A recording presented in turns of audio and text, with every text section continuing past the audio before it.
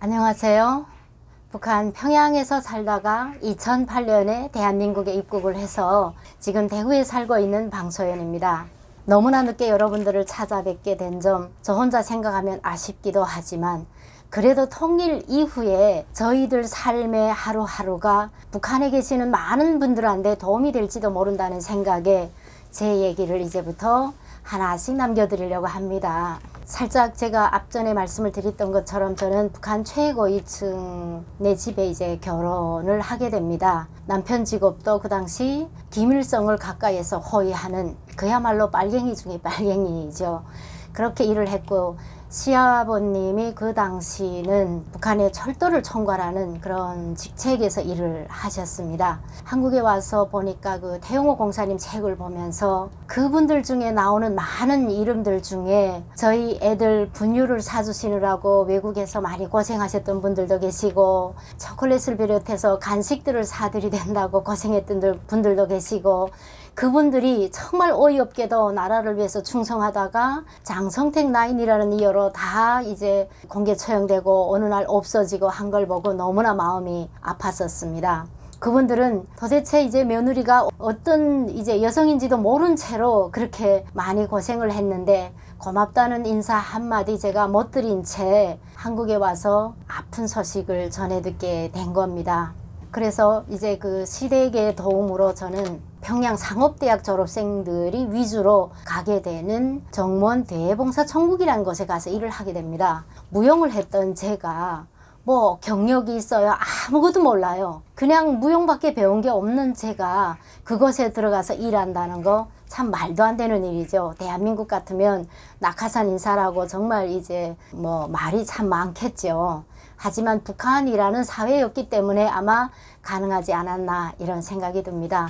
그래서 이 대외봉사총국이라는 것은 한국에는 아직 전혀 알려지지 않았던데요. 정무원 산하 그 국가가 운영하는 것인데 북한 전역에 있는 호텔들 다 국가 소유죠. 개인 거 없으니까 그 호텔들은 물론 또 냉면으로 유명한 옥류관, 청류관을 비롯해서 평양시를 지키는 뭐 호위국, 그 방어사령부, 뭐 땅크사령부 뭐 해갖고 다 저희들한테 와서 식자재를 받아갑니다. 먹을 게 없는 나라에서 말하자면 이게 식자재를 다루는 사람들만큼 또 권한이 그 센 직업도 없어요.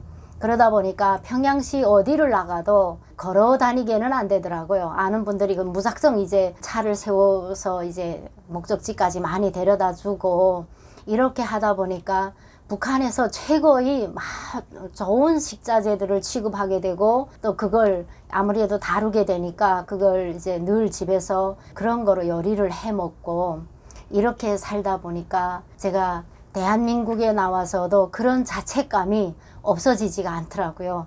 한 끼 한 끼 굶어 죽지 않기 위해서 그렇게 많은 분들이 애쓰고 살았다는 이런 얘기들을 들을 때마다 마치도 그게 제 책임인 것 같은 이런 죄책감이 없어지지가 않는 거예요. 그 당시는 내가 뭐 이렇게 해도 저는 그냥 당연한 거로 생각을 했고 아무것도 모르고 살았어요. 그래서 탈북을 하게 된 동기도 우리는 죽어도 그 체제가 오래 지속돼야 그런 행복이 계속될 거잖아요.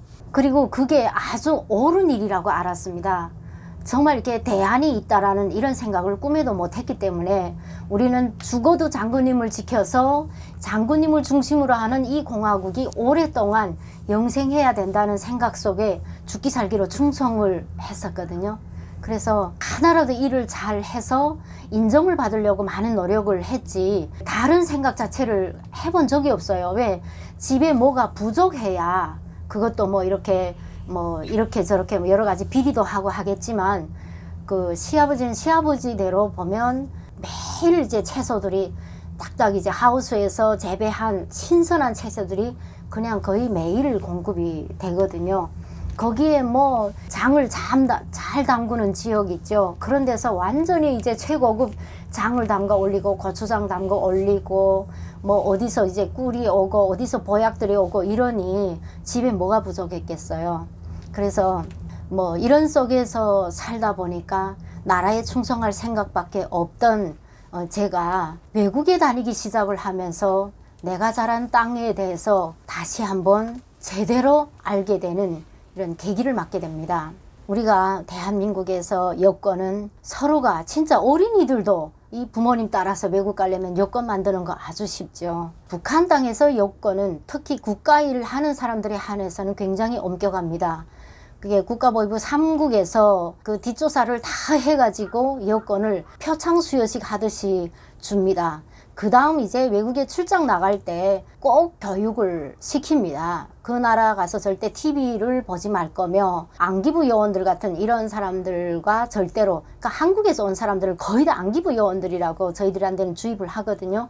그러니까 그분들하고 되도록이면 접촉을 하지 않도록 이런 교육을 굉장히 많이 주고요. 그 다음 이제 3명이 나간다 하면 3명한테 각자로 다 따로따로 불러다가, 자, 저 사람들이 나가서 어떤 행동을 하며 누구를 만나는지 봐뒀다가 돌아와서 조국에 돌아와서 보고하세요 라고 합니다. 역시 그분들한테도 저를 감시해서 이렇게 하라고 했겠죠. 근데 뭐 저같이 외국어도 안 되고 뭐 아무것도 모르는 저한테야 어디 밖에 나가라고 해도 차라리 그게 두려운 거거든요. 그러니까 일하는 거 외에는 사실 저 같은 사람은 안 따라가도 되지만 해외에 그래서 좀 편하게 좀 자유자재로 다니고 싶으니까, 그래서 좀 뇌물을 주고 외국 해외에서 물자를 날라오는 팀에 이제 제가 합류를 하게 되는데, 뒤에서는 좀 말이 많았겠죠. 이렇게 하면서 뭐 저녁에 들어가면 호텔방, 낮에 뭐 함께 나와서 함께 이제 뭐 필요한 물자들 얼마, 그 다음에 이제 대사관으로부터 또 전화가 옵니다. 뭐를 얼마 추가로 확보를 더 해라고 한다, 추가로 어떤 물건을 더 구입하라고 한다 라고 지시가 오면, 그러면 이제 그곳에서 우리는 이제 물건들을 추가로 더 구입을 하고, 보통 한 5일에서 일주일 정도 이렇게 걸리는데, 주로 가장 많이 갔던 것이 중국이었거든요. 그런데 나가게 되면 저희들이 이제 호텔에 묵게 되는데요. 그러니까 여성을 잘 안 내보내는 이유가 방을 따로 잡아야 되잖아요. 그러다 보니까 국가는 늘 남성분들 이제 2명씩 내보내거나 뭐 이렇게 내보내다가 처음 제가 이제 따라 나가게 됐는데, 방을 따로 혼자 쓰게 되니까 굉장히 심심한 거예요. TV를 트니까 뭐 영어도 나왔다, 뭐 온통 이제 중국 채널들을 보니까 뭐 온통 이제 중국말 한마디도 못 알아듣는 저한테는요, 뭐 그냥 이제 앞에서 돌아가는 그냥 화면만 보면서 이렇게 하면서 있다가 어떻게 이렇게 돌리고 저렇게 돌리고 하다가 대한민국 뉴스 채널을 처음 접하게 됩니다. 이게 아마 북한의 많은 분들이 뭐 이해 못 하실지도 모르겠습니다. 이미 뭐 북한에는 한류가 몰래 그 당시도 들어와서 한국 노래는 물론 뭐 라디오도 듣고 뭐 한국 영화도 보고 했다는데요. 저희 같은 집안 사람들은 일체 그거를 어디서 뭐 접하거나 이렇게 할 그런 환경 자체가 아닙니다. 그러니까 안 주면 어떻게 하면 나라에 충성할 건가 이런 얘기를 하면 했지, 다른 얘기를 안 하는 게 저희 그 시댁이거든요. 이래서 아무도 모르고 있다가 그냥 뭐 중국 TV 속에서 어떻게 우연히 대한민국 TV를 이제 보게 되는데요. 그때 나는 아나운서의 뭔가 모르는 이런 세련된 느낌? 북한처럼 다 조선중앙텔레비전 여러분들 보신 것처럼 다 그렇게 세팅해서 하는 줄 알았는데, 너무나 숨김없는 그런 대한민국의 뉴스 채널을 보면서 이게 뭐지? 이런 생각들이 하나둘씩 들어가기 시작을 합니다. 그 뉴스 속에서 내가 이제 충격을 받았던 게 뭐냐면, 그때 추석 가까이에 제가 출장을 나갔었는데 도로가 어디서부터 어디까지는 정체되고 이런 얘기를 해서, 저는 왜 도로가 막히지? 북한도 고속도로 있긴 한데 보면 뭐 하루 종일 한 5대 정도 지나가면 땡인데 왜 도로가 막힐까? 그게 풀리지 않았던 일입니다. 그러니까 내 돈이 있으면 내 돈으로 내 명의로 된 차를 살 수 있는 세상이 있다는 거를 처음 저는 알게 된 거죠. 그리고 이런 것도 충격을 받았고, 또 아나운서가 대통령 이름 석자를 너무 편하게 쉽게 부릅니다. 아니 저렇게 하다가 안 잡혀가나? 해서 봐도 다음에 뉴스에 또 그대로 나옵니다. 한국에 와보니까 뭐 이거 뭐 대통령을 막 욕해도 누구 감옥에 가는 사람도 없고, 참 이게요. 그런 데서 충격을 한번 받았고, 그 다음 이제 한국의 가요 프로그램들 속에 노래 가사들 이렇게 가만히 들어보니까요, 너무나 생활을 있는 그대로 그렸구나 라는 생각과 함께 뭐가 들리더라면, 노래 가사에 왜 조국에 대한 노래 이런 게 하나도 없지? 우리 북한 노래들은 온통 장군님 노래 뭐 맨 이런 노래지 왜 조국에 대한 노래는 하나도 없고 온통 사랑 타령인 거예요. 야, 그래 참 이상하다. 응? 그 다음 이제 드라마, 그때 제가 처음 봤던 드라마가 겨울연가였었습니다. 근데 너무나 재밌었고 보는 도중에도 저는요 굉장히 비판적인 시각을 가져보려고 노력을 했는데요. 삼각관계, 무조건 대한민국 드라마는 무조건 삼각관계였어요.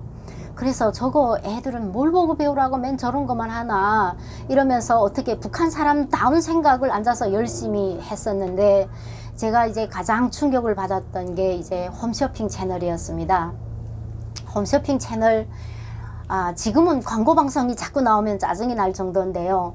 근데 정말 저한테는 신세계였거든요. 근데 여기저기 이렇게 하다가 보니까 이게 다이어트 제품을 파는 걸 보고 저는 거기서 가장 큰 충격을 받았어요.